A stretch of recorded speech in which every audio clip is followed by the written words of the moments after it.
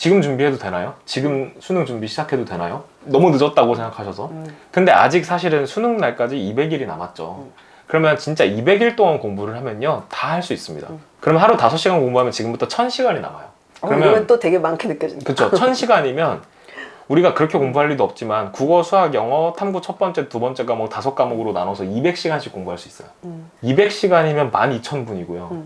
4,000문항을 풀 수 있어요. 문제는 그 4,000문항을 푸는 애들이 몇 명 없는 거지. 하루에 5시간만 공부해도 국어는 4,000문항 풀 수 있더라고요. 그래, 시간이 없는 게 아닌데 자꾸 네. 왜 시간이 없다는 둥, 네. 이제 해도 되냐는 둥.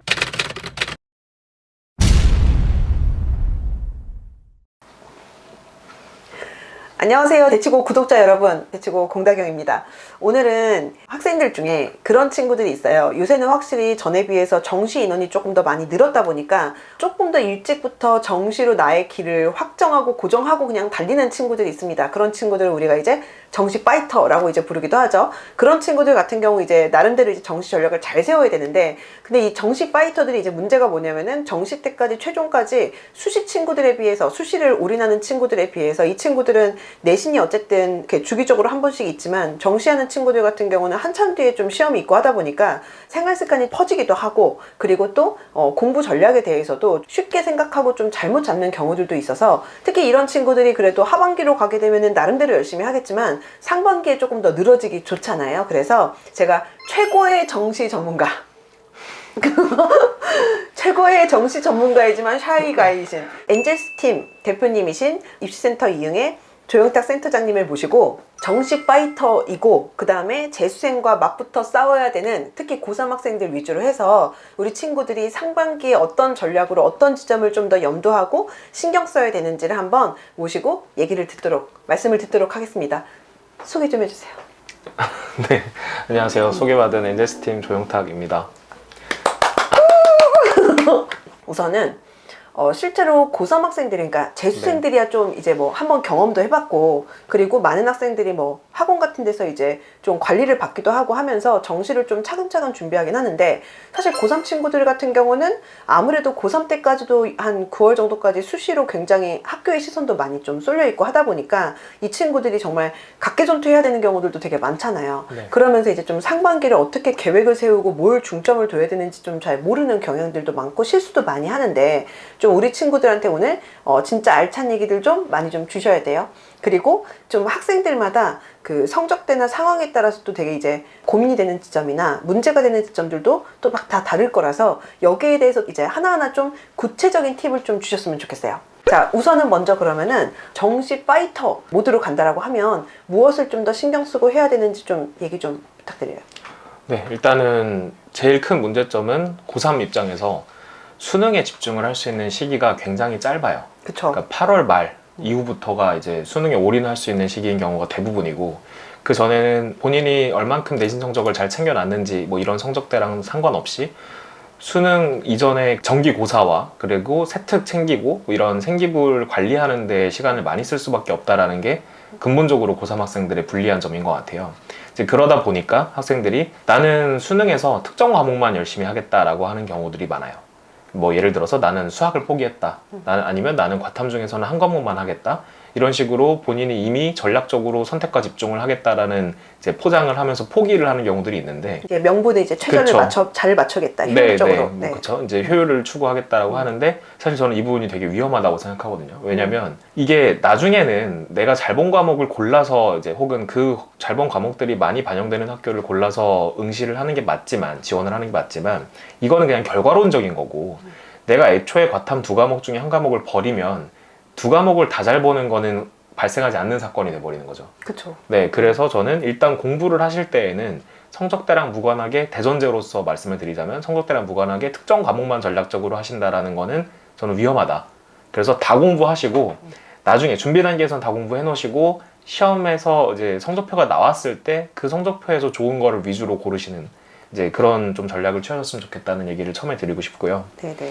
또 하나를 이제 성적대랑 상관없이 한번 말씀드리자면, 공부라는 이제 단어로 우리가 통칭을 해서 얘기를 하긴 하지만 공부에는 두 가지가 있다고 생각이 되거든요. 이제 지식을 쌓기 위해서 해야 되는 학습이 하나가 있고, 그 다음에 학습이 아니라 내가 테크니컬하게 뭔가 문제풀이에 익숙해져야 되는 부분, 말하자면 훈련에 해당하는 부분이 있어요. 그래서 공부를 하실 때 내가 지금 이 공부의 목적이 지식을 쌓기 위한 것인지 아니면 내가 익숙해지기 위한 것인지를 구분을 하면서 공부를 하시는 게 특히나 시간이 부족한 고3 입장에서는 굉장히 중요하다. 이 말씀을 좀 드리고 싶고, 그다음 마지막 하나만 더 공통적으로 설명을 드리자면, 모든 시험의 본질은 저는 직전에 본 사람이 이기는 것 같아요. 직전에 모든 걸 한번 다 볼 수 있다면 이길 수 있어요. 왜냐면 사람은 망각의 동물이니까 그쵸. 기억을 하는데 한계가 있잖아요. 그러니까 직전에 볼 수 있게끔 내가 막판에 봐야 되는 것의 분량을 줄여두는 작업이 필요하다. 근데 학생들이 요즘 보통 오히려 막판에 가면 갈수록 봐야 되는 것의 양이 늘어나요. 그게 되게 뭐랄까 성적을 잘 못 받는 정말 대표적인 방법이잖아요. 그런 것 같아요. 갈수록 줄여가야 네. 되는데. 그래서 뭐 오답 노트를 이만큼 만들어 놓는다든지 아니면 그 오답 노트 만드는 과정에 치중을 해서 나중에 꼭 봐야 될 것이 뭔지를 구분해 놓지 않는다는 거, 구분해 놓지 않는다, 이런 부분들이 좀 문제인 것 같아서 본질적으로는 직전에 본 사람이 다 이길 수 있다라는 걸 좀 기억을 해주셨으면 좋겠습니다.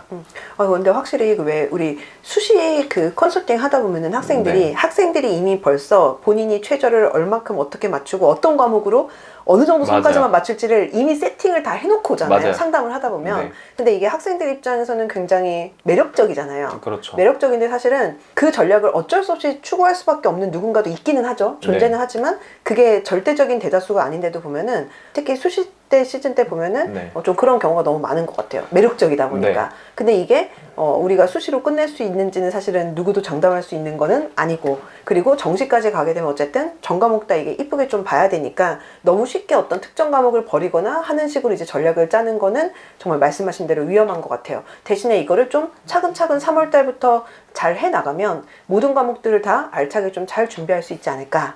이제부터 그럼 상반기에 과목별로 어떻게 준비를 해야 되는지에 대해서 구체적인 팁 좀 알려주세요. 네. 일단은 뭐 국어 얘기부터 드려야 될 것 같은데, 국어는 사실 지금 보시는 분들 중에 지난 겨울방학에 국어 공부를 열심히 했다라고 하실 수 있는 분 별로 없으실 것 같아요. 왜요? 왜냐면 지난 수능 국어가 쉬웠다라고들 다시 생각을 하세요. 아, 그쵸. 특히 그 전년에 비해서 네, 좀 맞아요. 차이가 좀 컸다 보니까. 네, 이제 22학년도 국어가 워낙 어렵게 출제가 됐었다. 그런데 상대적으로 23학년도 국어가 워낙 쉬웠다라고 얘기가 되다 보니까, 그러면 이제 학생들이 보통 국어 공부를 열심히 하겠다는 생각을 잘 못하죠. 그쵸. 그래서 그냥 숫자로 좀 말씀을 드려보면 22학년도 국어는 표준점수 만점이 무려 149점으로 대박이 엄청 났었죠. 많죠. 네. 근데 23학년도 국어는 표준점수 만점이 134점밖에 안 됐고요. 그리고 1등급 안에서 벌어진 점수의 폭만 봐도 22학년도는 18점이 벌어져 있었는데 23학년도는, 그러니까 직전 수능은 8점밖에 안 벌어져 있었어요. 그러니까 굉장히 애들이 많이 밀집돼 있었어요. 그 1등급 안에서도. 그러면 당연히 바로 네, 저번이. 바로 직전이요. 그러면 이제 어떻게 되느냐, 학생들이 별로 내가 국어를 굉장히 열심히 해서 100점에 가까운 점수를 받는다고 해서 표준 점수에서 이득을 볼 수 있는 폭이 많지 않구나라고 생각을 해요. 그쵸. 그러면 공부를 덜 하고요. 그러면 평가원에서 똑같은 난이도의 시험을 문제를 내도 표준 점수는 벌어지게 돼요. 그쵸. 공부를 열심히 안 해서 변별력이 생겨버리는 거예요, 그 안에서. 그래서 이제 이런 해에 국어를 많이 공부를 안 하는 경우들이 많다 보니까 우리는 거꾸로 이럴 때 공부를 조금만 해놔서 다음 24학년도 수능에, 요번 11월 수능에서 이득을 더 취하게 될 수 있는 가능성이 생긴다는 거죠. 야무지게 표점을 챙겨가야죠. 그렇죠. 그래서 좀 보시면 그런 경향이 있어요. 매번 그렇다는 말씀은 아닌데, 저희 이제 퐁당퐁당이라는 말을 많이 하잖아요. 22학년도에는 그걸 보고 23학년도에 공부를 열심히 해서 다들 점수가 비슷하게 붙어 있고, 23학년도 걸 보고 나면 또 별로 이득 없겠구나 하고 공부를 안 해서 벌어지고. 그쵸. 그게 뭐 평가원이 어떤 난이도 조절을 잘해서 이렇게 하는 게 아니라 사실은 학생들의 공부 상태로 인해서 결과론적으로 표준 점수라는 게 나오는 느낌이 있는데, 그쵸. 그러다 보면 진짜 24학년도에는 또다시 국어에 표점 대박이 날 수도 있다. 그런 좀 생각이 들고요. 이제 근데 국어 공부를 할 때 학생들이 이제 맨 처음에 고민을 하는 거는 아직까지도 3월 학평을 보기 전이다 보니 선택 과목을 뭘 할지에 대해서도 확정을 안 한 친구들이 있는 것 같아요. 그쵸. 아직은 이제 화작을 많이 선택을 하죠. 좀 더 많이 선택을 하고 언매를 선택하는 비율이 조금 더 낮은데, 옛날에 비해서는 언매 선택 비율이 많이 올라왔죠. 이거 어떻게 선택하는 게 가장 좋을지에 대해서도 잠깐 말씀 좀 해주세요. 네, 그래서 이제 그 말씀을 좀 드리자면, 일단은 화작은 공부를 해야 되는 학습량 자체는 적은 편이에요. 그냥 공부를 뭘 굉장히 많이 하고 기억을 하고 암기해야 되는 부분은 적은데, 그 대신 실전에서는 시간이 좀 더 걸립니다. 언매보다는. 그래서 이제 우리 학생들이 과연 내가 공부를 많이 해놨다가 실전에서 시간을 벌을 건지, 아니면 공부량 자체를 적게 가져가고 그냥 실전에서 시간을 좀 많이 잡아먹을 건지에 따라서도 선택 전략이 바뀌어야 되는데, 일반적으로 언매는 학습량이 많기는 하지만 실전에서 시간을 굉장히 많이 아낄 수 있고요. 그렇다면 이제 취사 선택을 해야죠. 공부를 미리 해두는 거는 제한된 시간 안에 해야 되는 건 아니잖아요. 물론 수능까지 정해져 있는 시간이 있기는 하지만 시험장에서의 그 80분만큼 중요한 건 아니니까 평소에 잠을 좀 더 줄여서 공부를 많이 해놓고 실전 시험장에서는 시간을 벌을 건지, 아니면 내 평소에 편하게 살고 실전 시험장에서 시간을 타이트하게 쓸 건지를 생각을 해보시면 화작과 언매가 어떤 게 더 나한테 유리할지는 좀 명확하게 아실 것 같아요. 다만 언매 공부 자체가 굉장히 싫은 학생들도 있어요. 그쵸. 정말 싫다, 나는 그 문법을 도대체 왜 외워야 되는지 모르겠다, 이 정도면 뭐 제가 언매를 하시라고 강권하진 않습니다. 그러니까 나한테 더 맞는 걸 하는 게 맞는데, 아시다시피 이제 요즘은 독서가 어려운 지문이 나왔을 때 학생들이 시간이 모자라서 한 지문을 통으로 날리는 경우도 있고, 진짜 시험장에서의 1분 1분이 굉장히 소중하다는 걸 좀 생각을 해보시면 그쵸. 저는 화작보다는 언매 쪽을 하시는 게 좀 더 맞을 것 같아요. 그리고 사실 난이도라는 거는 사실 진짜 가봐야 되는 건데, 네.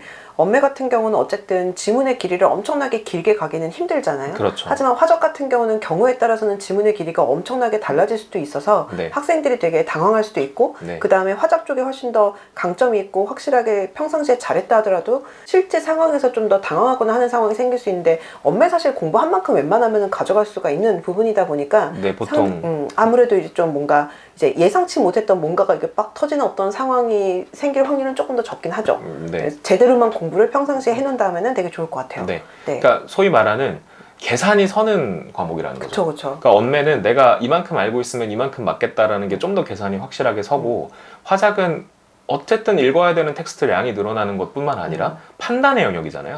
그럼 이제 내가 그날 얼만큼 머리가 잘 돌아가서 판단을 빨리빨리 할 수 있느냐, 그리고 그 판단이 정확하냐에 대한 부분이 당일의 컨디션에 달려있는 면이 좀 더 크다. 그렇다면 계산이 서는 쪽으로, 불확실성을 줄이는 쪽으로 선택을 하시는 게 맞지 않을까라는 생각이 좀 들고요. 그 다음에 이제 좀 더 중요하게는 사실 선택 과목보다 이제 공통 파트가 더 중요하니까, 그쵸. 문학이랑 이제 저는 사실 아직도 독서보다 비문학이라는 표현을 좀 더 쓰는데, 저도. 네. 옛날 사람이라고. 네, 이제 비문학을 이제 어쨌든 학생들이 요즘 어렵게 생각을 하고 있잖아요. 실제로도 문학은 뭐 최근의 내용을 보시면 문학 자체가 굉장히 어렵게 나오거나, 생전 듣도 보도 못한 작품이 뭐 듣도 보도 못한 작가의 내용이 나오거나 이런 경우는 이제 흔치 않죠. 제가 수능 보던 시절에는 정말 처음 보는 문학 작품을 만난다고 생각을 하고 가야 된다. 왜냐면 뭐 문학 교과서가 그때 18종인가 있었는데 수록 작품 수가 6,000작품이 넘었다고 해요, 그때 당시. 6천이요? 네, 그럼 6,000개를 다 공부하는 건 사실은 힘들죠. 그쵸. 네, 그러니까 정말 교과서에 있었던 것만 해도 막 그만큼 나온다. 뭐 이런 시절이 있었거든요. 근데 지금은 그렇진 않으니까 문학은 어느 정도 학습량에 비례해서 점수가 향상되는 면이 있는 것 같아요. 결국은 기억을 해둬야 될 부분이 좀 있다는 거죠. 그 문학 작품이 어떤 배경에서 나왔던 거고, 예를 들자면 우리나라 문학의 시험이라는 거는 사실은 내가 문학 작품을 얼만큼 잘 감상하느냐로 나오는 게 아니잖아요. 그쵸. 모두가 같이 약속한 이 시어는 이렇게 해석하기로 했다, 뭐 이런 것들을 기억을 해놨다가 시험을 좀 푸는 거기 때문에 어느 정도는 학습량에 비례해서 점수가 이제 선형으로 좀 올라간다, 이렇게 보실 수 있고, 다만 이제 비문학은 항상 문제가 뭐냐면 모르는 게 나오죠.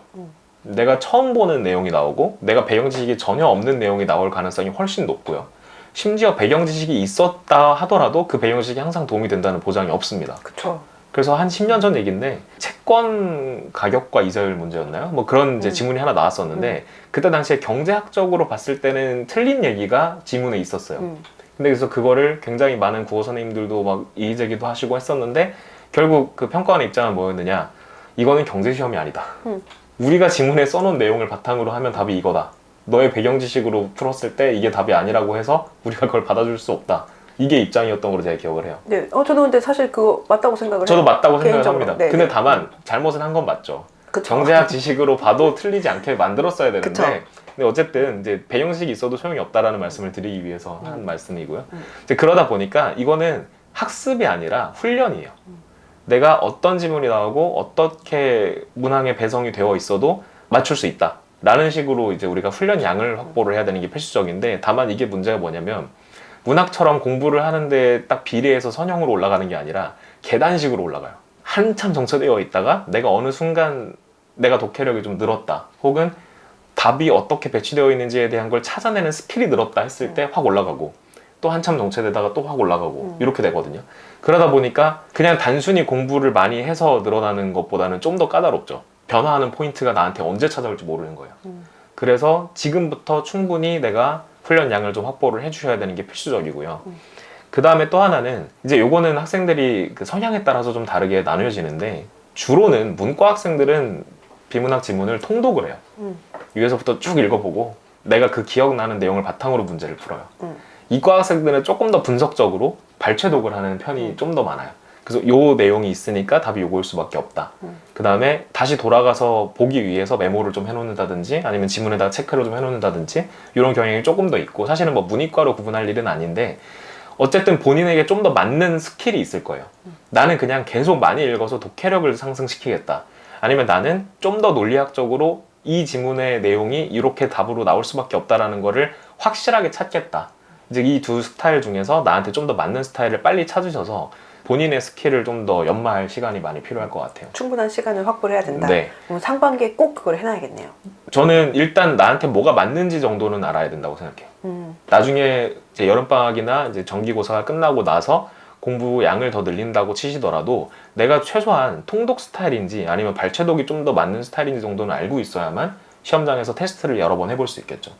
이거를 6월, 9월 모평을 가지고 이 테스트를 하고 있으면 안 된다고 저는 생각하거든요. 아, 그쵸. 3월 합평이나 4월이나 조금 부담이 없고 그 다음에 모두가 동시에 준비가 되어 있지 않은 상태에서 시험을 볼 때 이 테스트를 충분히 해보시고 맞는 스타일 찾아서 빨리빨리 달려가야 되는데, 사실은 이 두 가지가 겸비되어 있어야 되는 게 맞아요. 그러니까 통독을 아예 안 할 수도 없죠. 그쵸. 발췌독을 아예 안 할 수도 없어요. 그쵸. 둘 다 해야 되는데, 다만 내가 어떤 게 나한테 주로 맞는 스타일인지를 떠나서 양쪽을 좀 더 갖고 있어야만 소위 말하는 폼이 좀 떨어져 있는 날 시험을 잘 보는 것 같아요. 아, 그러니까 이게 축구로 비유를 하자면 월드 클래스 선수들은 컨디션이 안 좋은 날도 골을 잘 넣어요.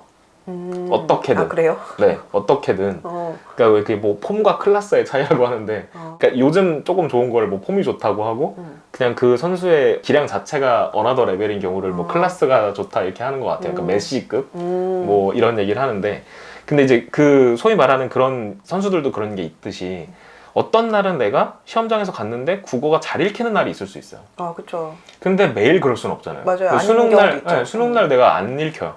그러면 그걸 버리고 발췌독을 해서라도 시험을 일단 봐야 되잖아요. 그쵸. 그러니까 양쪽을 다 연습을 해놔야 되는 거예요. 그래서 저는 어쨌든 근데 나한테 주로 맞는 무기가 뭔지는 빨리 파악을 하시고 그쪽을 더 위주로 공부를 하시되 다른 스킬까지도 연마를 해놔야만 소위 말하는 폼이 좀 떨어지는 날도 시험을 최소한 어느 정도 이상은 볼 수 있다. 그 생각을 좀 하셨으면 좋겠습니다. 네. 주로 통독 스타일인 친구들이 그날 머리가 안 돌아가면 망해요. 아, 제가 통독 스타일이었어요. 그래요? 네, 근데 운이 좋았죠 그냥. 그날 폼이 괜찮았던 것 끝내줬구나. 같아요. 그러니까 이게 왜 그러냐면, 그래서 이제 점수가 약간 들쭉날쭉하는 스타일들이 있어요. 통독하고 그냥 그날 폼에 따라서 이게 답인 것 같은데라고 찍어서 맞추는 이런 스타일들. 그건 좀 계산이 잘 안 서는 면이 있죠. 자, 그러면은 국어 사실 정말 중요하지만 우리 모든 친구들한테 어쨌든 가장 압박이고 스트레스고 부담이고 가슴에 돌덩어리, 제일 심각한 문제의 과목 수학. 네. 네, 수학 얘기 좀 해주세요. 수학은 사실 중요하다는 거는 더 얘기 안 하셔도 될 것 같은 정도죠. 아, 그쵸. 네, 수학이 중요한 건 다들 알고 지긋지긋하게 계시고, 네. 들으셨을 테니까. 수학이 대학을 보내준다라는 것도 이미 다 알고 계실 텐데, 저는 개인적으로는 지금 이 시기에는 수학 공부를 열심히 수능식으로 열심히 할 수 있는 시기가 아닌 것 같아요. 어떤 의미인지 좀 자세히 설명해 네, 주세요. 왜냐면 지금 이제 3월이 개학이 됐잖아요. 개학을 하고 나면 학생들이 할 일이 많아요. 그쵸. 뭐 학교 가서 오만 친구 가지가 사귀어야 있지. 되고 하다 못해. 그 다음에 학교에서 짜잘짜잘하게 해야 될 일들이 많을 겁니다. 그다음에 중간고사 준비도 해야 되고. 네, 그쵸. 이제 그러다 보니까 3월 23일 날 이제 합평이 예정이 되어 있는데 그날까지 우리가 뭔가 수능 수학을 위한 올인해서 공부를 할 수 있는 시간이 고3한테는 진짜 없다고 보거든요. 그래서 제가 딱 하나를 했으면 좋겠다 싶은 거는 사실 지금 수원을 좀 봤으면 좋겠어요. 수원이요? 네. 이거는 성적대랑 아무 상관없이 수2보다 수원. 왜요? 왜냐면 수원을 공부하신 지가 오래되셨어요, 다들. 왜냐면 수원은 2학년 1학기 때 하고 지금 여기서 다시 한번 그 마지막에 본 놈이 이긴다. 네, 그쵸. 시간이 너무 오래 지났기 때문에. 근데 수원도 문항이 11개나 나오는데 그쵸. 그 수원 파트에 대한 공부는 잘 안 한 상태에서 아마 지난 겨울에도 다들 이과는 미적이나 기하를 많이 하셨을 거고 수투는 직전에 했던 거기 때문에 조금 뭐 기억에 남아있고 이런 상태이실 텐데 수원은 지금 아마 다 까먹었을 거예요. 그쵸. 그래서 3월 23일 학평 때는 그리고 수원 파트 문제도 많이 나올 건데 여기서 한번 자기가 무너지고 나서 수원을 공부를 하는 것보다는 조금 봐서 3월 23일 날도 의미 있게 시험을 잘 보고 그 다음에 불안하지 않은 상태에서 넘어가는 게 좀 좋을 것 같아요. 아, 정말 맞네요. 수원 정말 꼭 한번 요 시기에 확실하게 좀 학생들이 다시 한번 좀 다질 수 있도록. 네, 특히나 수원 전체를 다 까먹진 않았을 거고요. 각각 개별적으로 사람마다 내가 수원에서 약했던 파트가 있을 거예요. 그러면 그 파트만이라도 조금이라도 보고 시험을 보셨으면 좋겠다. 너무 네. 좋은 꿀팁입니다. 그래서 근데 요거는 그리고 또 이과 학생들한테 좀 더 심할 수 있어요. 왜냐면 대부분의 학생들이 미적을 선택을 하잖아요, 이과에서.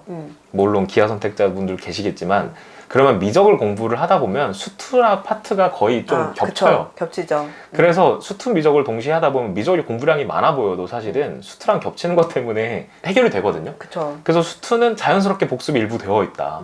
근데 수원은 안 그렇게 한 지 안 너무 되니까. 오래됐다. 그래서 저는 그 얘기를 좀 드리고 싶고요. 이제 기하 선택하신 분들은 기하 자체는 양이 좀 적은 편이죠. 이제 그러다 보니까 조금 다른 공부를 하는 면이 있기는 하지만서도 해결이 좀 되는데 수원은 진짜 지금 봤을 때는 다 새로 초면인 애들이 좀 많을 거예요. 그래서 지금 좀 보고 넘어가셨으면 좋겠고요. 또 하나 전반적으로 이과 학생들이 조금 더 경각심을 가져야 되는 부분은 제가 지난번에도 한번 나와서 말씀드렸을 텐데 요즘 이과 학생들은 본인의 수학 실력에 대한 자신감이 너무 넘쳐 있어요. 왜냐면 대충 봐도 등급이 잘 나와요. 그쵸. 예전 계산식에 비해서 문이과가 합쳐져 있다는 것 때문에 대략 1등급이 잘 나오고 대략 2등급이 잘 나오고 이러고 있거든요. 근데 이게 사실은 이과 학생들 입장에서는 최상위권이라고 했을 때 1등급 맞는다고 해서 최상위권이라고는 이제는 말 못하는 그쵸. 상황이죠. 예전이랑, 그러니까 가나형이랑 네, 다르게. 그쵸. 가형으로 나형으로 나눠져 있던 시절에는 가형 1등급을 맞은 친구들은 정말 최상위권이라고 얘기해도 괜찮았어요. 그런데 지금은 문이과가 합쳐져 있기 때문에 약간 착시 효과가 있다. 그래서 조금 더 경각심을 가지시고 3월 23일 날 시험 보시고 나서도 그 등급에 취해서 난 1등급이니까 괜찮아 라고 생각하시면 안 된다는 얘기를 좀 처음에 드리고 싶고요. 그 다음에 이제 우리가 각 등급별로 꼭 이 정도 등급을 맞으려면 필요하다 하고 생각해야 되는 그 원점수들이 있어요. 그래서 이건 좀 등급별로 좀 말씀을 드려야 되는데 22학년도랑 23학년도를 좀 가지고 얘기를 드려보면 보통 공통적으로 한 3개 정도 틀리면 1등급 안에 들어가요. 이건 이제 해마다 난이도가 다르기 때문에 뭐 정확한 개수를 말씀드리기보다는 대략 3개까지가 1등급을 지킬 수 있는 마지노선이다. 그쵸. 이렇게 보시면 되는데 3개를 틀려도 된다고 하면 아마 학생들은 다 아실 거예요. 몇 번을 틀려야 되는지. 뭐 보통 킬러라고 얘기하는 22번. 제가 맨날 이제 풀지 말라고 하는 문제. 네, 정답률이 5%대. 그럼 이제 이런 문제 하나를 당연히 틀리게 될 확률이 좀 높고 그 다음에 또다시 킬러라고 얘기되는 뭐 14번이나 15번이나 이렇게 오답률이 높은 문제 위주로 우리가 틀리게 되는데 그러면 세 문항을 빼고 나머지는 다 맞아야 된다는 얘기가 돼요. 그쵸. 27문항을 전부 다 맞아야만 우리가 1등급을 지킬 수 있는 마지노선에 걸려 있다. 이제 이렇게 되면 학생들마다 본인이 잘 푸는 내용, 못 푸는 내용을 잘 구분을 해서 애초에 내가 열심히 풀어도 틀릴 수밖에 없을 것 같은 문항의 자리를 잘 기억을 해놨다가 전략적으로 그 문항들을 뒤로 빼셔야죠. 그랬다가 시간이 남으면 그 문항들을 건드리시는 거고 시간이 안 남으면 과감하게 포기를 하시는 거예요. 근데 포기를 해도 어쨌든 나머지를 잘 다 맞으면 사수하면 네. 되니까. 그래서 저는 이렇게 말씀을 드려요. 공부를 할 때에는 이론적으로는 그래서 세 문항이 이제 아까 1등급 마지노선이라고 말씀드렸잖아요. 2개까지 틀린다고 생각하고 시험을 보셔서 3개가 틀려서 1등급을 지키는 게 맞죠. 그쵸. 2문항을 빼고 그러면 2문항 뭘 빼야 되는지는 보통 22번, 30번 아니면 14번, 22번 이런 식으로 학생마다 다르게 평가를 할 건데 그러면 28문항을 100분 동안 풀어서 2번 푸시는 거예요. 2번을 완벽하게 2번을 푼다. 아무리 쉬운 문제라도 검사는 한 번은 꼭 한다. 그치. 그렇게 해서 28문항을 다 맞으시면 92점이 확보가 되고요. 그쵸. 92점을 맞으시면 솔직히 다른 과목에 물론 밸런스가 잘 맞아야겠지만 의대도 갈 수도 있어요. 그쵸. 딴 걸 잘 보면. 네, 아무 상관없어요. 92점이면 다 할 수 있다. 그러니까 욕심 부리시다가 다른 거 틀려갖고 약간 미끄러지는 것보다는 28문항을 확실하게 다 맞아놓고 그 다음에 시간이 남아서 96점이 되고 더 운이 좋으면 100점이 되고 이렇게 좀 공부를 하셨으면 좋겠어요. 이게 이제 1등급 위에 있는 학생들을 위한 말씀이고요. 이제 그 이하 등급 학생들도 사실은 남들이 틀리는 것만 다 같이 틀린다라고 보시면 돼요. 무슨 얘기냐면 남들이 많이 틀리는 문제들을 보시면 오답률 기준으로 봤을 때 이제 문과랑 이과랑 조금 다르기는 한데 대략 이과 학생들도 다 같이 많이 틀리는 문제들 22번, 14번, 21번, 15번, 20번, 12번 순으로 틀렸어요. 네. 그러면 이제 이 문제들을 다 더하면 이게 하나, 둘, 셋, 넷, 다섯, 6개죠. 6개를 다 틀리고 나머지를 다 맞으면 76점. 그러면 76점이면 작년 기준으로 했을 때 딱 미적 기준으로 2등급 컷이 75점으로 음. 이제 저희가 추론을 해놨거든요. 그러면 네네. 75점. 그 다음에 기하 기준으로 78점 정도예요. 그러니까 6개, 대여섯 개 정도. 남들도 다 같이 틀리고 정답률 자체가 낮은 문제들만 틀리고 나머지를 실수를 안 하면 2등급은 지킬 수 있다. 그렇죠. 2등급 안으로 어쨌든 세이브는 되니까. 네, 2등급은 지킬 수 있다. 그렇다면 크게 밀리지 않는다. 이게 중상위권 학생들의 우선 기본 자료. 네, 그렇죠. 그러니까- 이과 중상위권. 그러니까 우선은 센터장님 말씀 우선 수능이란 시험 자체가 1년에 한 번밖에 없고 워낙 큰 시험이다 보니까 네. 좀 더 리스크나 불확실성을 좀 더 줄이는 방향으로 이제 네, 전략을 맞아요. 좀 잡아가시는 건 거죠. 네, 그러니까 네, 약간 어떻게 생각하셔야 되냐면 내가 굉장히 잘 봤을 때 받을 수 있는 점수가 여기까지니까 그 100점을 목표로 이렇게 공부를 하시기보다는 확보부터 해놓고 가자는 거예요. 그렇죠. 근데 사실 큰 시험일수록 그게 진짜 중요한 것 같아요. 네, 그러니까 내가 망해도 이거는 받는다를 해놓고 위로 올리셔야지 정말 수능날 대박을 노려서 대박 나서 100점 받을 생각으로만 공부를 하면 오히려 위태로워질 수 있다. 그렇죠. 네, 그 말씀을 좀 꼭 드리고 싶었고 문과는 좀 다른 얘기긴 해요. 문과는 요즘은 1등급을 맞으면 정말 잘하는 거예요. 아, 그렇죠. 네, 1등급 맞기만 해도 우선은 굉장히 작은 퍼센트 안에 들어올 수 있는 네. 상황이 되죠. 이제 이거는 사실 공식 통계가 어디에 발표되어 있는 건 아닌데 이제 지난해 1등급을 받은 학생이 문이과 다 합쳐서 22,571명이거든요. 뉴스에서도 많이 보셨겠지만 대략 이 중에 7%에서 8% 정도를 문과 인원으로 추산들을 하세요. 그 인원 중에. 네, 22,571명 중에서 7에서 8%. 그러니까 대략 1,500명 언저리죠. 그리고 이게 옛날에 이제 이거는 통계가 다 나와 있는 부분이었는데 가형, 나형이 나뉘어져 있던 시절에 나형 100점에 1년에 1,500명 정도 있었어요. 거진 비슷하네요. 네, 나형 100점. 그러니까 지금의 1등급은 사실상 옛날 나형으로 100점이다. 정말 잘하는 거죠. 그러니까 1등급 선 안에 들어가기만 해도 수학을 문과 입장에서는 굉장히 잘하는 게 되고요. 다만 이제 그러면 1등급이 안 나오더라도 2등급만 받아도 옛날 나형, 가형 나눠져 있던 시절 기준으로는 상위권 점수가 될 수 있다는 거죠. 그래서 약간 시각은 달라져야 되고요. 그래서 1등급을 목표로 공부를 하시면 물론 좋겠으나 그게 이제 쉽지 않으니까 우리는 또 이제 틀리는 문항의 그 번호가 이과 입장과 문과 입장이 좀 달라져야 되거든요. 문과 학생들은 29번, 30번, 그러니까 확통에서의 어려운 문제다라고 하는 그 정답률이 정말 낮아요. 그래서 오답률이 29번이 지난 수능이 97.4%. 오답률. 네, 오답률이. 그러니까 맞춘 사람이 3%도 안 된다. 그 다음에 30번이 96.5%가 오답률. 그러니까 3.5% 맞췄다. 이렇게 나와 있어요. 근데 물론 이거는 문이과 같이 푼 문제니까 22번은 다르긴 하지만 22번의 오답률이 94.5%예요. 그러면 22번보다 29번, 30번을 문과는 더 틀렸다는 얘기일 수도 있고. 그렇죠. 물론 이거는 디테일하게 안 나눠져 있으니까 모르긴 하지만 아니면 최소한 22, 29, 30을 다 못 건드렸다는 거예요. 그렇죠. 그러면 이거 빼고 나머지를 다 맞아야만 88점이 나오고 1등급이 나오니까 사실은 근데 생각해보시면 확통이 22번보다 더 어려울 수는 없거든요. 왜냐면 이거는 평가원에 다니시는 직장인 입장에서 생각해보면 확통에다 난이도를 못 걸어요. 그렇죠. 고난도 문제를 확통해서 출제를 했다가 혹은 미적 기하도 마찬가지로 선택 과목에서 고난도 문제를 너무 열심히 출제를 하면 욕먹거든요. 그렇죠.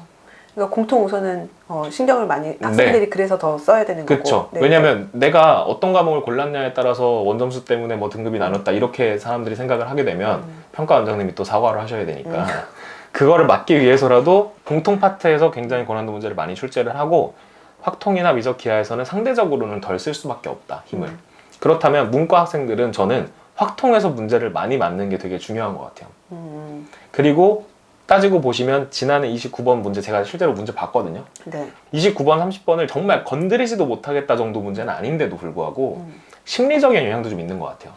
어려운 그럴 수 문제겠거니라고 생각하고 못 푸는 것도 좀 있고요. 그러니까 실제로는 공통 파트에서 어려운 문제보다 확통을 열심히 공부해서 거기서 문제를 많이 맞히는 것도 가능하다. 그러니까 그런 좀 상대적으로 공략하기에 쉬운 면을 좀 생각을 하셔서 문과 학생들은 그쪽에서 점수를 좀 따셨으면 좋겠어요. 네. 좋습니다. 그 다음에 순서가 조금 바뀌긴 했는데 이제 미적 기하 얘기는 잠깐만 드리면 아까도 좀 말씀드렸지만 미적은 공부량이 많아 보이지만 수트랑 겹친다는 말씀을 드렸잖아요. 네네. 아직 고민하고 계시다. 만약에 기하가 양이 적어 보여서 기하를 해야겠다라는 분이 아직 계시다면 아직 3월이니까 선택 못하신 분이 계시다면 제발 미적을 하시는 게 맞다. 그러니까 기하가 또 잘 맞아서 그런 거면 모르겠는데. 네, 그렇죠. 기하를 내가 정말 좋아하고 기하에 뜻이 있어서 공부를 하시면 모르겠는데 뜻이 있어. 네, 뜻이 있어서 하시는 분들도 계실 수 있잖아요. 그렇죠. 그게 아니라 그냥 기하가 책이 얇아 보여서 공부량이 적어 보여서 하신다 하시는 분이 계시면 다시 생각해 보시길 좀 권해드리고 싶어요. 미적을 하다 보면 수투랑 겹치는 부분 때문에 이득을 보는 면도 생기실 겁니다. 그쵸. 양이 많아 보여도 실제로는 그렇지 않다. 음, 이 말씀은 좀 꼭 드리고 싶어요. 좋아요. 그러면은 수학 다음에 이제 그러면은 네. 영어. 영어 같은 경우는 우리 친구들이 상반기에 특히 어떤 지점을 실수하면 안 되고 어떻게 전략을 짜야 될까요?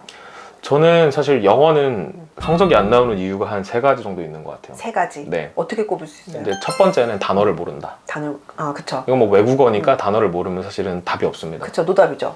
그다음 두 번째, 단어는 아는데 해석이 안 된다. 네, 요거는 이제 해석 스킬을 좀 배워야 되는 면이 있긴 한데 이따가 좀 더 네네. 말씀드리기로 하고 마지막 3번째 원인은 이건 이제 국어 선생님이랑 상의를 해야 되는 부분인데 번역을 해놔도 틀리는 경우도 있어요. 이건 국어적인 문제다. 네, 그렇죠. 번역을 해줘도 답을 못 고른다. 이거는 이제 국어를 열심히 하셔서 해결해야 될 부분이고요. 사실은 대부분의 학생들이 1번, 2번에 해당하는 것 같아요.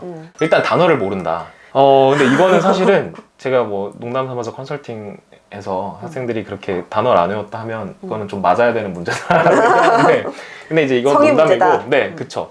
근데 단어를 사실 암기를 하기 싫어지는 원인이 있는 것 같아요. 싫어지는 원인이요? 네, 그러니까 우리가 어릴 때부터 소님도 아마 기억나시는지 모르겠지만 단어 시험이라는 걸 보면 그러니까 굉장히 시험, 빽빽하게 네네. 영어 단어 시험을 굉장히 빽빽하게 손으로 써갖고 네네. 스펠링 외우고 뜻 1번, 2번, 3번, 4번 다 외우고 그쵸, 일반적으로. 네, 그런 식으로 공부를 했었잖아요. 그쵸. 지금도 그렇게 시키는 분들이 많이 계실 것 같아요. 음, 근데 저는 근본적으로 수능 영어에 필요한 영어 어휘력이라는 거는 그렇게 공부할 필요가 없다고 생각해요. 좀 더 풀어 설명 좀 해주세요. 네, 무슨 얘기냐면 음. 우리 수능 영어는 주관식이 없습니다, 일단. 그쵸. 그리고 번역하라고 하지 않아요. 그쵸. 내가 뜻을 알아먹기만 하면 답을 고르기만 하면 돼요. 그죠. 심지어 OMR 카드는 내가 풀었는지 찍었는지도 몰라요. 맞아요. 그러면 우리가 영어 단어를 외우는 게 필요하느냐? 그게 아니라 암기를 할 필요가 없이 내가 그 뉘앙스를 그냥 대충 알면 돼요. 뉘앙스를 대충? 이게 사실 좀 위험한 얘기 아니에요? 위험할 수 있는데 이거는 사실 유튜브나 이런 거 많이 찾아보셔도 영어 네네. 선생님들이 공통적으로 강조하는 부분이시기도 해요. 내가 모든 뜻을 다 알아서 1, 2, 3, 4번의 모든 뜻을 다 알아서 단어가 지금 쓰인 뜻이 4번 뜻이다, 3번 뜻이다를 다 알아야만 해석이 되는 게 아니라 대충 이 단어는 이렇게 쓰이고 설령 내가 모르는 단어라 하더라도 대략 이런 비슷한 어휘가 있었는데 혹은 비슷한 어원을 가지고 있는 혹은 비슷한 접두사, 비슷한 접미사를 갖고 있는 단어가 이 뜻이었는데를 기억을 하시면 전체의 뜻을 해석하는 데는 지장이 없다는 거죠. 그러니까 이거는 내신과는 별개로 그렇죠. 철저하게 수능에 맞춰져 네, 있게 맞습니다. 지금 고3 친구들이 올 한 해 좀 더 수능에 포커스를 맞춰가지고 어휘를 공부할 때 이렇게 하면 좋다라는 의미로 말씀하시는 거죠? 네. 네네. 말하자면 이런 거예요. 우리가 단어를 하나하나를 스펠링을 써가면서 시험을 봐야 되는 경우가 영어 내신에서는 있을 수 있죠. 그쵸. 주관식 서술형에서 그거 하나 틀리면 틀리는 거니까. 그쵸. 근데 수능 영어에서는 그런 걸 묻지 않는다라는 걸 생각을 해보시면 단어장을 보실 때 이제 특히 이과 학생들이 영어 단어 외우는 걸 정말 극혐하는데 외우지 마시고 내가 다음번에도 이 단어를 만났을 때 이 뜻으로 추론을 할 것인가 를 기억하시는 걸로 공부를 하셨으면 좀 부담을 줄일 수 있을 것 같아요. 스펠링 하나하나 외우는 네, 거보다. 외울 필요 없어요. 외울 필요 없고 뜻도 다 할 필요도 없어요. 내가 다음번에도 얘를 만나면 이 뜻으로 내가 때려 맞출 것 같다. 그게 맞으면 안 해도 돼요. 그쵸. 그렇게 되죠. 네, 근데 다만 만약에 내가 추론을 해봤는데 이 단어를 완전히 엉뚱한 말로 추론할 것 같다. 그러면 그거는 체크해놨다 외우셔야죠. 그러니까 생으로 모를 것 같으면. 네, 정말 모를 것 같으면. 그리고 내가 지금 초면인 단어를 만나서 얘를 뜻을 한번 추론을 해봤는데 너무 반대로 갔다. 그러면 외우셔야 되는데 대부분의 학생들이 대충 비슷하게 추론을 할 수 있어요.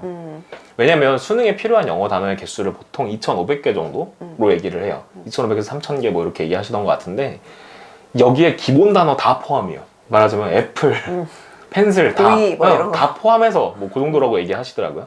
그러면 50일 동안 50개씩 외우면 2,500개고요. 그 다음에 50일 동안 60개씩 외우면 3,000개예요. 그러니까 생각보다 그렇게 양이 많지도 않은데 거기에 기본 단어가 다 포함되어 있고 내가 실제로 뜻이 헷갈리는 단어들만 외운다라는 생각으로 접근을 하시면 단어에 대한 약간 암기에 대한 극혐하는 그 부분이 좀 사라질 수 있을 것 같고 진짜 어려운 단어들도 내가 스펠링을 쓸 필요 없다. 그 단어 시험을 내가 뭐 봐서 그 스펠링을 틀리면 틀리고 이런 게 아니라 대략 기억해 놓는다라는 접근을 하셔서 제발 단어를 몰라서 시험을 못 본다라는 말은 이제 안 하게끔 좀 그렇게만 준비를 하셨으면 좋겠습니다. 그러니까 효율적인 공부를 고3 친구들은 시간이 엄청 많진 않으니까 네. 좀 더 효율적으로 공부할 수 있도록 하면은 좋겠다라는 말씀이신 거죠. 네, 그리고 여차하면 그 단어 모르겠다 싶으면 그냥 없는 셈 치고 해석하셔도 문제를 풀 수 있는 경우들이 많아요.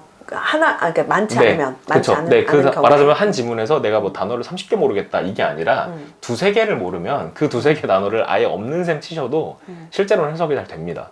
단어가 내가 약점이다 라고 생각하시는 분들은 좀 이렇게 해결책을 삼으셨으면 좋겠고요.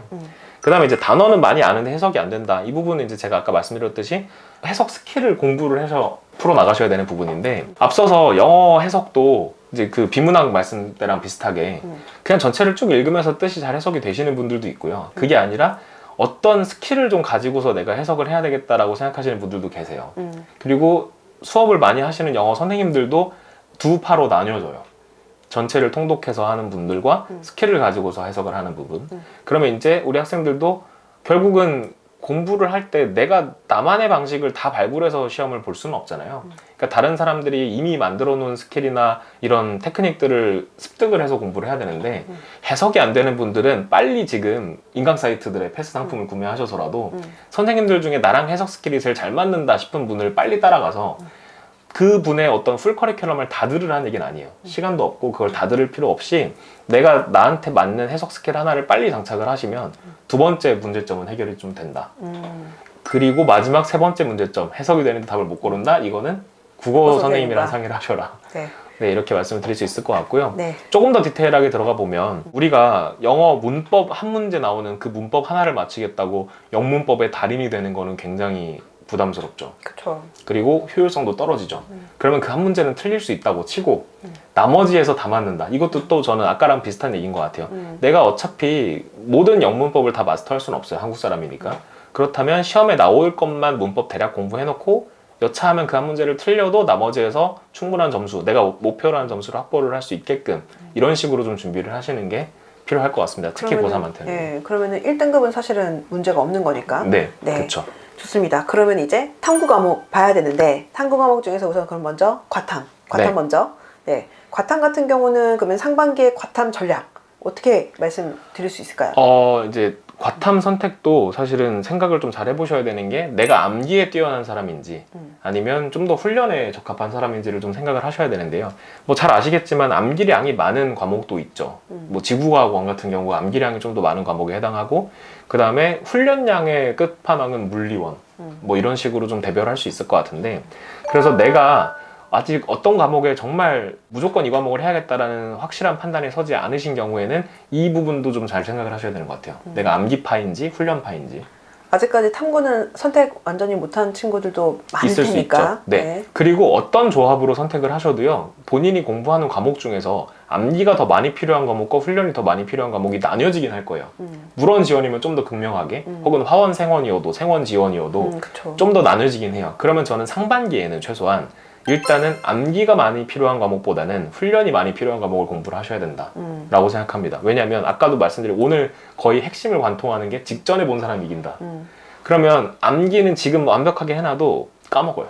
그렇죠. 3월에 6월에 내가 50점을 다 맞았다. 그래도 11월에 내가 다 기억할 수 있다라고 장담할 수는 없습니다. 그렇죠. 그러니까 나중에 암기를 하기 위해서 필요한 시간을 확보할 수 있게끔 상반기에는 훈련에 해당하는 과목을 좀 더 열심히 공부를 하셔서 어느 정도 궤도 위에 올려놓고요. 궤도에 올라가고 나면 훈련이 많이 된 상태면 쉽게 오르지도 않고요. 떨어지지도 않아요. 그러니까 물리 같은 과목들. 네. 네. 그러니까 이게 이제 어느 정도 궤도에 올라가고 나면 중간중간에 그 감을 유지하기 위한 정도의 학습량만 뒷받침이 된다고 치면 잘 안 떨어집니다. 그래서 이걸 먼저 완성을 해놓고요. 나중에 막판에 들이부어야 되는 과목을 공부할 수 있게끔 시간을 확보해 두셔라 라는 걸 좀 말씀을 드리고 싶고, 구체적으로 과목 얘기를 하나하나 들어가 보면 사실은 많은 사람이 선택하는 과목을 하시는 게 입시적으로 봤을 때는 좀 더 유리합니다. 그렇죠. 그래서 뭐 지금은 아시다시피 생원지원 조합을 선택하는 경우들이 굉장히 많죠. 그렇죠. 그래서 이제 요번 그 23학년도 수능을 봐도 그냥 단적으로 이거 같아요. 4%까지가 대략 1등급이잖아요. 물론 이제 동점자까지 처리를 해서 6%까지 나오기도 하지만 대략 4%라고 쳤을 때 100명 중에 4등 안에 드는 게 쉬워 보이느냐, 1000명 중에 40등 안에 드는 게 쉬워 보이느냐. 1000명 중에 40이요. 그렇죠. 1000명 중에 40등이 좀 더 쉬워 보이시죠. 그런 개념으로 봤을 때 많이 선택하는 과목을 하시는 게 그냥 입시적으로는 유리하다. 안정적이고. 네, 물론 나는 지구과학을 진짜 싫어한다, 못하겠다 하시면 인원이 많다는 이유로 지구과학을 하실 수는 없죠. 이제 그런데 뭐 그런 게 아니라면 대부분은 좀 편하게 가시는 게 맞다. 그래서 작년 수능 데이터를 제가 지금 보고 있는데 물리원은 선택자가 62,309명. 그 다음에 화학원은 77,745명. 생명원이랑 지학원은 둘 다 14만 명이 넘었어요. 지구화학원이 제일 많아서 14만 6천 명 시험을 봤고요. 그러다 보니까 1등급 인원수도 물리는 3,751명, 화학은 2,840명, 생원 8,542명, 지원은 9,468명. 거의 10,000명이 1등급을 받았죠. 그쵸. 그러다 보니 이제 이런 거 해야지. 네, 그쵸. 비율도 그렇고 인원도 그렇고 당연히 사람이 많은 걸 봤을 때 유리할 수 있다. 그래서 특별한 과목에 호불호가 없으신 경우에는 많이 하는 걸 하시고, 그리고 그냥 많이 한다고 할 일은 아니니까 내가 암기를 얼만큼 잘하느냐 못하느냐를 좀 가지고 판단을 하셨으면 좋겠습니다. 근데 올해 같은 경우는 우선은 네. 원과 투 과목의 선택자가 또 전년이랑 좀 달라질 수도 달라지겠죠. 있잖아요. 그래서 그걸 사실- 감안하면 어떻게 선택하면 좋을까요? 네, 그래서 사실은 제가 투 과목 얘기는 아예 하지도 않았던 이유가 네. 저는 투는, 그러네. 네, 투는 안 하시는 게 맞다고 생각합니다. 저도. 네, 이게 어쩔 수 없어요. 이제 투 과목이 사실 지금까지 명맥을 유지할 수 있었던 이유는 서울대 그쵸. 덕분이었죠. 서울대에서 꼭 투 과목 하나를 응시하게끔 해놨기 때문에 음. 근데 아시다시피 이번에 이제 올해부터 네, 원원 과목 응시 조합을 허용했죠. 음. 사실상 저는 이제 서울대가 포기한 거라고 생각을 하는데, 어쨌든 원원 과목만 봐도 시험을 볼 수 있기 때문에, 서울대에 응시 지원을 할 수 있기 때문에 이제는 그 이유만으로 투 과목을 선택하는 학생들은 거의 없어진다고 봐야 될 것 같고요. 그쵸. 그렇다면 사실상 내가 어떤 과목에 투를 꼭 해야겠다라고 생각하는 친구들이 얼마나 될까? 진짜 이제 한 줌이죠. 네, 저는 잘 모르겠어요. 네, 그래서 너무 불리해질 것 같아요. 그쵸. 작년 아까 말씀드린 인원수 기준으로 해서 봤을 때 물1은 그래도 아무리 선택자가 적어도 62,000명이었잖아요. 물2는 올해 3,235명. 선택자가 3,235명이면요. 4% 따지면 120명이에요. 120명. 전국의 1등급이 120명 원절이다. 물투로. 네, 전국? 정확한 인원은 잘 모르겠지만 대략 아무리 많아봐야 200명이 안 된다. 그렇겠죠. 그러면 이건 너무 힘들잖아요. 그쵸. 그 고등학교 하나보다도 작은 사이즈 그렇죠. 거잖아요. 한 네. 3, 4반 정도? 뭐 그 정도 되나요? 뭐 아무튼 굉장히 적은 인원이 이제 1등급을 받을 수밖에 없고, 그러다 보면 일단 100분위 자체가 굉장히 불리해집니다. 그쵸. 그래서 서울대에서 아무리 투 과목을 응시를 하면 가산점을 부여를 하겠다라고 해도 이 유혹에 넘어가시면 안 된다. 아유. 유튜브 하시는 입시 전문가분들도 투 과목에서 가산점을 부여를 하기 때문에 자신 있으면 투투를 해야 된다라는 말씀을 하시는 분이 가끔 계시던데, 제가 아는 어떤 선생님도 그렇게 하시던데 굉장히 위험하다. 이거는 어떨 때에만 가능한 거냐면, 나는 원원을 봐도 50점 50점, 투투를 봐도 무조건 50점 50점을 받을 수 있다라고 확신을 할 수 있는 사람. 정말 확신할 수 있어요. 나는 네. 신의 영역이다. 네. 이러면 뭐 어디 과학고에나 있을까요? 과학고에도 엄청 많기는 힘들지 그렇죠. 않을까요? 그러니까 네. 굉장히 나는 정말 과학의 신이다. 특히 뭐 그냥 과학의 신은 아니고 수능 과학의 신이다 하면 50, 50 맞아서 가산점 5점까지 먹어야죠. 그쵸. 투투로 50점. 그쵸. 네, 근데 이거는 불가능하니까 대부분은 저는 이제 말리고 싶고요. 과학 같은 경우는 투만 조금 신경을 쓰면서 조심하면서 네. 조심하면서 본인한테 맞는 걸 이제 좀 요령껏 이제 인원들 많이 있는 걸로 잘 선택해가지고 이제 상반기에 특히 잘 공부를 하면 되는 거고, 그러면은 사탐 어떡할까요? 사탐이 사실은 선택이 더 힘든 것 같아요. 아 힘들죠. 왜냐면 과탐은 아까 제가 이제 투 과목을 하도 디스를 해놔서 말씀을 드려보면 사실상 4개 중에 2개 고르는 싸움이 돼버렸죠. 그쵸. 네. 대부분은 그러겠죠. 네, 그쵸. 근데 사탐은 과목이 많아요. 맞아. 그러다 보니까 더 많이 학생들이 좀 헷갈려 하는 것 같은데, 대부분의 학생들은 아마 생윤사문을 할 거예요. 그쵸. 제일 많이는. 네, 생윤사문 조합이 제일 많은 거로 통계적으로도 나오고. 근데 저는 개인적으로 생윤사문이 많아지게 된 이유가 학교에 생윤사문 선생님이 많아서인 것 같아요. 학교 선생님들이 과목에 선생님들이 얼마큼 계시냐에 따라서 학교에 열리는 그쵸. 경우가 있는데, 그거에 옛날부터 따라서 보면- 아무래도 많이 선택하니까. 그렇죠. 왜냐면 선생님들이 계셔야 수업이 개설이 될 수 있으니까요.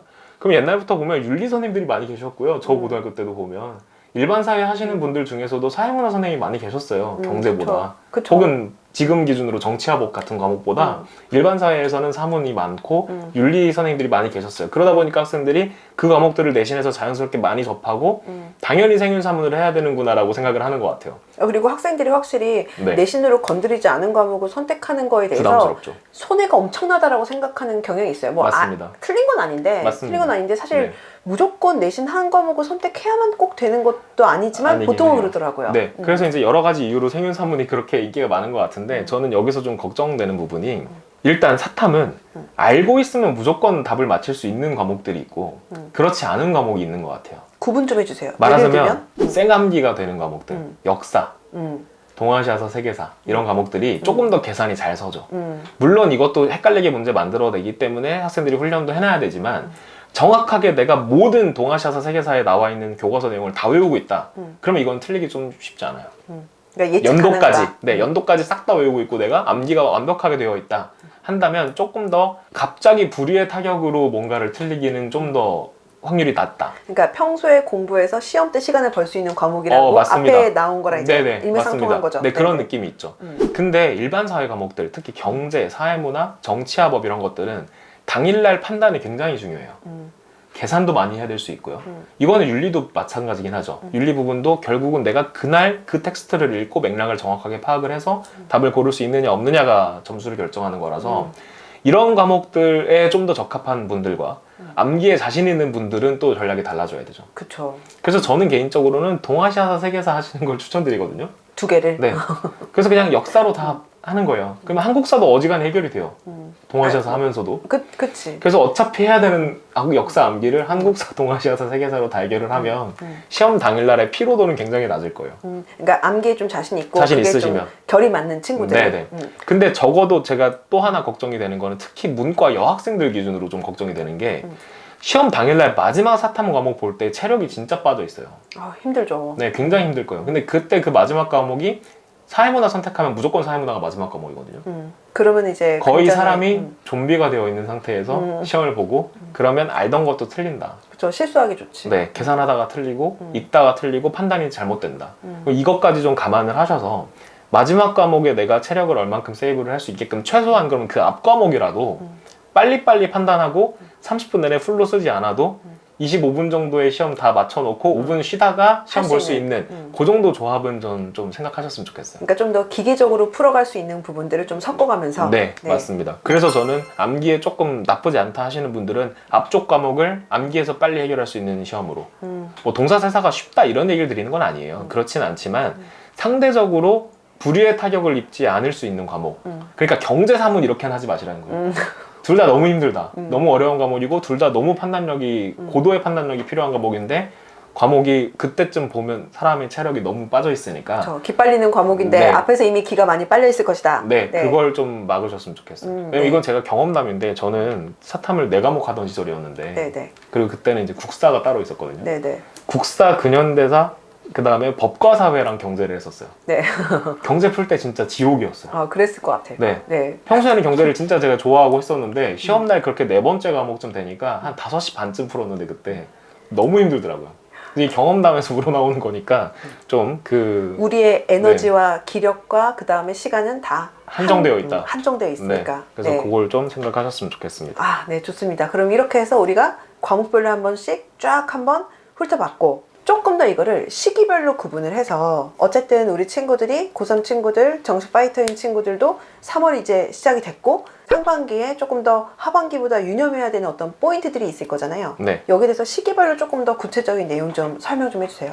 특히 고3 학생들 수시를 안 쓸 수 없잖아요. 수시 그렇죠. 원서 전략 굉장히 중요한데 저는 개인적으로 수시 원서 전략의 기준점부터를 좀 다시 잡고 시작했으면 좋겠어요. 조금 더 풀어 설명해 주세요. 네, 무슨 말씀이냐면 대부분의 학생들이 이제 학교 선생님과 상담을 하시다 보면 우리 학생의 내신 등급과 가장 유사한 성적으로 전년도에 합격한 선배의 학교들을 추천을 하실 거예요. 그쵸. 말하자면 너의 일반적으로. 내신 등급이 3.0인데 작년에 너희 선배 중에 3.0 등급인 학생이 여기를 붙었다. 여기 떨어졌고. 네, 그러니까 너도 여기를 써라. 뭐 이런 식으로 상담을 하시게 될 건데 전 이게 좀 위험하다고 생각하거든요. 아, 위험하죠. 네, 왜냐면 그 선배의 특성과 나랑 많이 달라요. 그쵸. 크게 봤을 때는 일단 모의고사 성적이 다를 수 있죠. 내신은 같은 3.0인데 그 선배는 시험을 나보다 훨씬 잘 보는, 수능을 훨씬 잘 보는 사람이었을 수도 있고 그쵸. 아니면 그 선배는 모의고사가 너무 안 나와서 최저가 다 없는 것만 써야 되는 사람이었을 수도 있어요. 그쵸. 근데 그거를 다 무시하고 등급으로만 기준점을 삼으시면 나중에 큰 문제가 생깁니다. 심지어 작년이랑 올해 입시 상황도 다른데. 그렇죠. 상황도 다른데 게다가 특성도 다르다. 그래서 항상 그걸 반문을 하셔야 돼요. 만약에 학생분께서 보고 계시다면 선생님이 그렇게 얘기를 하시면 그 선배는 모의 성적이 어땠는데요? 라고 하셔야 돼요. 그래서 그게 굉장히 중요한 포인트인데 그쵸. 수시에서도. 네. 그래서 그러면 이제 이걸 조금 우리 상황으로 바꿔보면 우리의 기준점은 뭐가 되어야 되느냐? 우리의 모의고사 성적이 수시 원서 전략의 기준점이 되어야 된다. 그래서 수시는 일단 원칙적으로 내가 정시로 못 갈 것 같은 학교를 쓰셔야 돼요. 그쵸.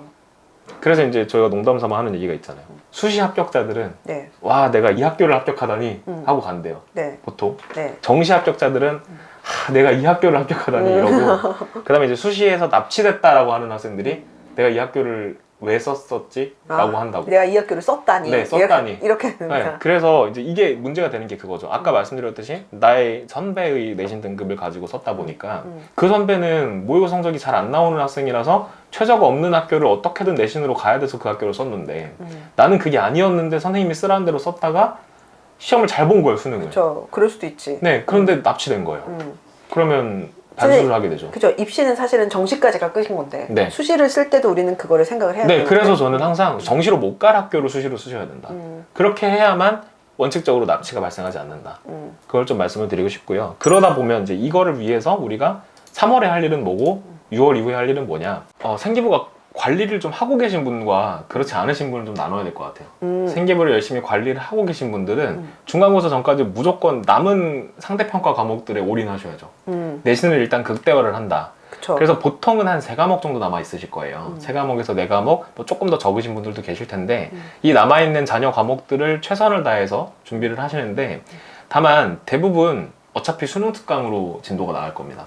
학교에서는? 네, EBS 네. 교재로 진도가 나갈 거니까 이거를 수능 준비랑 병행을 하는 개념으로 생각을 하시되 일단 내신을 최선을 다해서 관리를 하시는 게 3월부터 중간고사 전까지 우리가 무조건 해야 될 일이다. 그쵸. 근데 또 웃긴 게요. 일반적으로 원래 준비하던 것만큼 3학년 1학기 내신을 준비를 하면 성적이 조금 올라가요. 왜 그럴까요? 이제 포기하는 애들이 나오기 때문에. 그쵸. 그러니까 아예 우리는 공부를 하면 안 안 하고, 된다. 그쵸. 우리는 포기하면 안 되지만, 우리가 아무리 정시 파이터 쪽으로 마음이 기울었다 하더라도 포기하면 안 되시지만, 아예 정시 파이터를 하겠다라고 선언을 한 친구들 중에서 내신 기간에 아예 시험을 제대로 안 보는 애들도 있습니다. 그렇다면 보통은 유지되거나 조금 더 상승하기가 용이하죠. 그래서 하던 만큼 하면. 네, 그래서 생기부 관리를 하시는 경우에는 이렇게 전략을 짜시는 게 맞고요. 사람 인생 모른다. 네.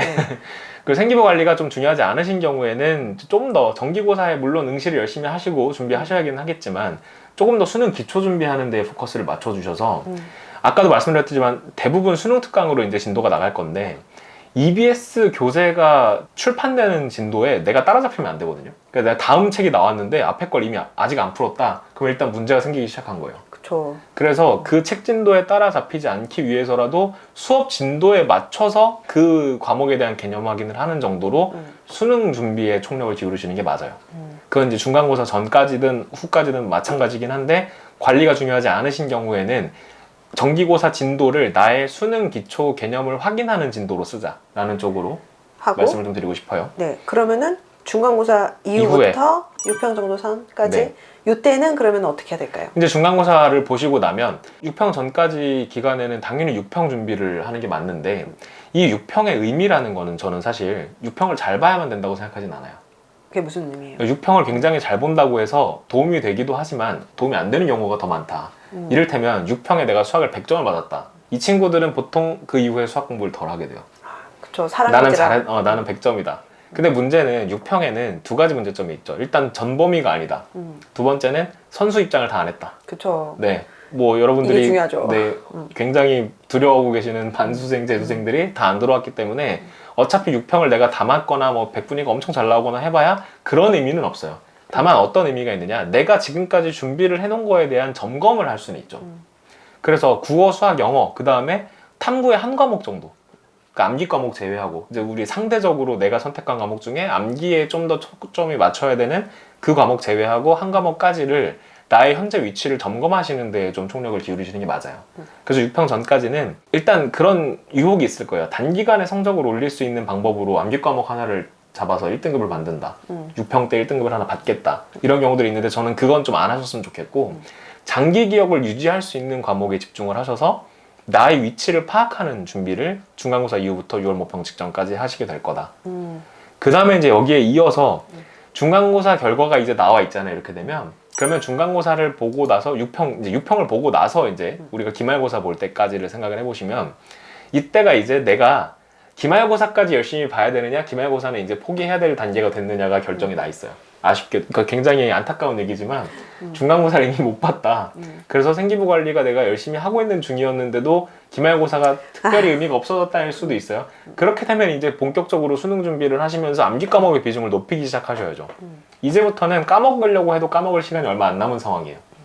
반년도 안 남았기 때문에. 그쵸. 그러니까 그때는 이제 그렇게 가시는 거고, 만약에 생기부 관리 중이셨고 중간고사도 잘 보셨다. 그러면 당연히 기말고사를 이제 올인을 하셔서 3학년 1학기 내신에 굉장히 높은 상승 곡선을 그려놓고 끝내는 게 수시에서 굉장히 유리할 수 있죠. 유종의 미를 거둬야죠. 네. 그리고 또 하나 꿀팁을 하나만 드리자면 보통 학생들이 중간고사를 잘 본 과목을 세특을 열심히 챙겨요.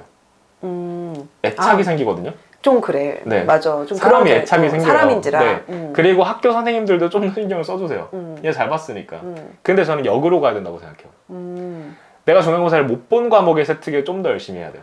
최대한 만회하고 쉴드를 쳐야 돼요. 그렇죠. 내가 이 과목을 시험을 좀 못 보긴 했으나 실제 실력은 그 정도가 아니에요. 라는 거를 말하자면 해명 아닌 해명을 할 필요가 있기 때문에 생기부 관리 중이신 경우에 중간고사를 못 본 과목이 하나가 있다. 그렇다면 그 못 본 과목의 세특에 조금 더 심혈을 기울이셔서 관리를 하는 게 필수적이다. 그러니까 다 당연히 신경 쓰긴 해야겠지만 좀 더. 네, 좀 시험 못 본 거에 대해서 어떻게 보면은 좀 더 한 번 좀 더 만회하는? 커버할 수 있는 네네. 네, 그런 기회가 될 수도 있으니까. 네. 네. 그래서 저는 이 부분을 좀 신경을 써주셨으면 좋겠습니다. 너무 좋은 꿀팁입니다. 네. 그래서 이제 9월 모평 전까지 이제 이 작업을 하다 보면 금방 이제 수능 시험이 다가오게 될 텐데요. 사실상 그 7월, 8월 요 두 달이 이제 우리한테는 생기부 마무리를 하는 와중에도 수능 시험을 위한 공부를 하는 첫 시즌이 되는 거예요. 고3한테는. 그러면 이제 이때 아까 말씀드렸듯이 9월 모평까지 또 의미 있게 보려면 이제는 선수 입장이 다 끝난 시험이잖아요. 9평은 대부분 학생들이 응시를 하니까 그럼 9평에서 내가 받을 수 있는 성적의 최대치 최소치가 다 확인이 될 거예요. 예를 들어서 내가 암기를 뭘 해야 되는지는 정확하게 아는데 그 암기에 필요한 시간이 모자라서 못했던 그 과목은 그때 시험을 예를 들어 5등급을 받았어도 내가 올라갈 수 있는 여지가 어디까지 있는지를 알 수 있고요.